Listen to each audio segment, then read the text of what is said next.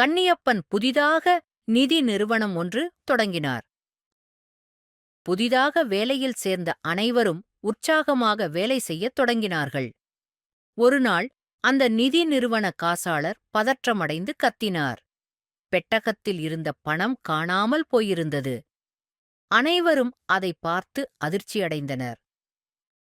பணம் திருடுபோன செய்தி அறிந்த நிதி நிறுவன முதலாளி கன்னியப்பன் நேராக அலுவலகம் வந்து அனைவரிடமும் விசாரித்தார். ஆனால் அனைவரும் தாங்கள் பணத்தை எடுக்கவில்லை என்று கூறினார்கள். ஆனால் கன்னியப்பன் பார்க்க பயங்கரமாக இருக்கும் அந்த அலுவலர்தான் எடுத்திருப்பார் என்று நினைத்தார். பின்னர் அவரை காவலர்களிடம் பிடித்துக் கொடுத்தார் கன்னியப்பன். குற்றம் செய்யாத அந்த அலுவலர் மனம் வருந்தினார். சிறிது நேரம் கழித்து கன்னியப்பனை பார்க்க வந்தார் அங்கே வேலை செய்யும் பணிப்பெண் ஒருவர்.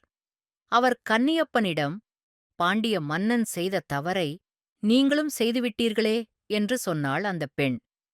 புரியாமல் முழித்தார் கன்னியப்பன். கோவலனிடமிருந்த சிலம்பின் உண்மைத்தன்மையை அறியாமல் வெளித்தோற்றத்தைப் பார்த்து அது அரசியின் சிலம்பு என்று எண்ணி கோவலனை தண்டித்தான் பாண்டிய மன்னன்.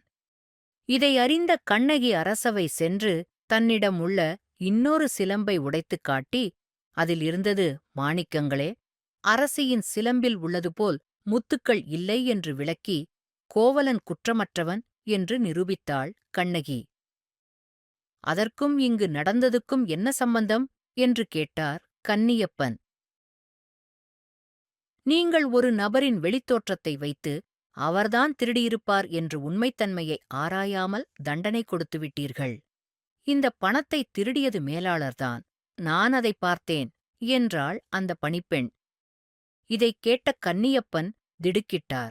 பின்னர் உருவத்தை வைத்து ஒரு நபரை தவறாக புரிந்து கொண்டோமே, உண்மைப் பொருளை அறியாமல் செய்துவிட்டோமே என்று மனம் மிக வருந்தினார் கன்னியப்பன்.